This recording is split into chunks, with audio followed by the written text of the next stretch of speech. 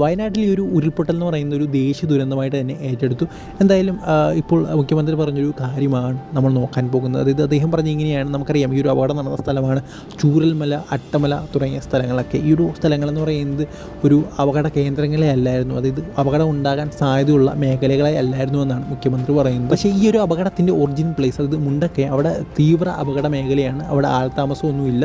So അവിടെ orange അലർട്ടൊക്കെ ആയിരുന്നു. So അവിടുന്ന് ഒലിച്ചു വന്നതാണ്, നമുക്കറിയാം അവിടെ നിന്ന് ഒലിച്ചു വന്നതാണ്. അതിൻ്റെ കൂടെ മണ്ണും കല്ലും എല്ലാം കൂടെ ഒലിച്ചു വന്ന് ഇവിടെയാണ് അടിഞ്ഞു കയറുന്നത്. അങ്ങനെ ഇവിടെ വലിയൊരു അപകടമുണ്ടായി. സത്യം പറഞ്ഞാൽ ഇതിൻ്റെ ഒറിജിൻ പ്ലേസ്, അത് ഉദ്ഭവ സ്ഥലത്ത് നിന്ന് ഏതാണ്ട് 6 കിലോമീറ്റർ ദൂരെയാണ് ഈ ഒരു ചൂരൽമലയും അതുപോലെ തന്നെ ഈ ഒരു അട്ടമലയൊക്കെ ഉള്ളത്. സോ അവിടേക്ക് വരെ എത്തിയത് നിങ്ങളുടെ വീട്ടിൽ നിന്ന് ഒരു 6 കിലോമീറ്റർ നിങ്ങളൊന്ന് ആലോചിക്കുക.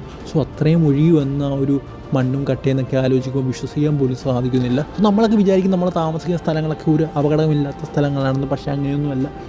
എപ്പോൾ വേണമെങ്കിലും എന്ത് വേണമെങ്കിലും സംഭവിക്കാം. So be careful.